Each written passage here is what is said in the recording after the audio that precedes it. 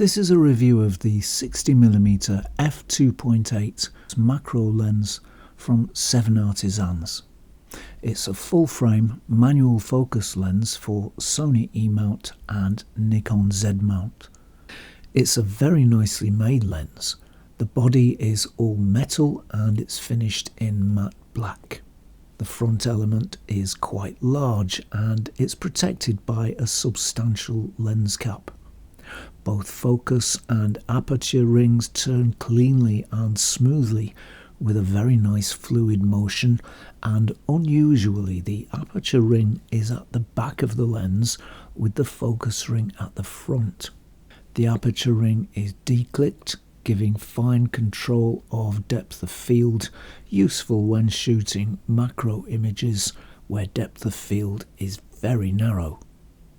There are 14 elements arranged in 12 groups, and there are 9 aperture blades in this lens, giving circular bubbles from point light sources in the back of a shot.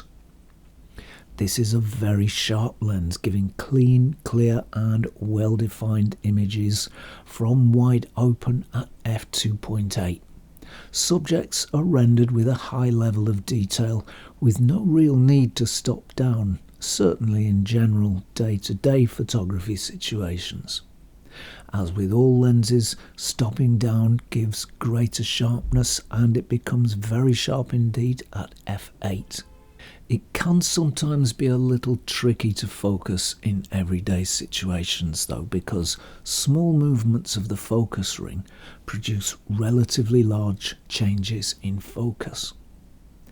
With a maximum aperture of f2.8, this lens wouldn't usually be considered a blur monster, at least in general day-to-day use.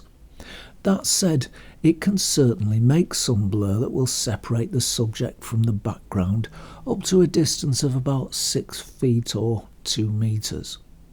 The quality of the blur can be very nice indeed, and it's often very soft, very gentle, with beautiful bubbles from any point light sources that might be in the background.